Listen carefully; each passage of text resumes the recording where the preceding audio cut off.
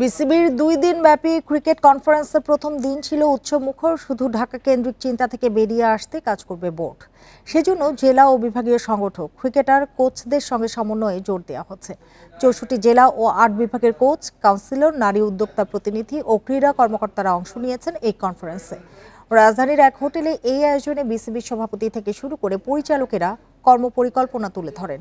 জেলা ও বিভাগীয় পর্যায়ের প্রতিনিধিরাও তাদের চাহিদা ও ঘাটতির কথা জানিয়েছেন। রিজিওনাল ক্রিকেটের অবকাঠামো, সুযোগ সুবিধা বাড়ানোর পরিকল্পনা বিসিবির। জেলা পর্যায়ে ইনডোর ও অনুশীলনের পর্যাপ্ত সুযোগ করে দিতে চায় ক্রিকেটের বিকেন্দ্রীকরণে গুরুত্ব বোর্ডের। ধাপে ধাপে এগোতে চান সভাপতি আমিনুল ইসলাম বুলবুল। সেজন্য সবার সহযোগিতা চেয়েছেন তিনি।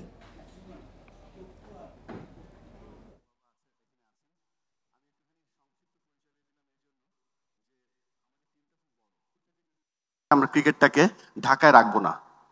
ঢাকায় আমি ঢাকা বিভাগের একজন ডিরেক্টর, কিন্তু প্রথম কাজ যেটা হবে, আমরা ডিসেন্ট্রালাইজ করবো এই খেলাটাকে। চিটাং থেকে লোক আজ ভরে ভরে ঢাকায় খেলা দেখতে আসবে তার বিভাগকে সাপোর্ট করার জন্য।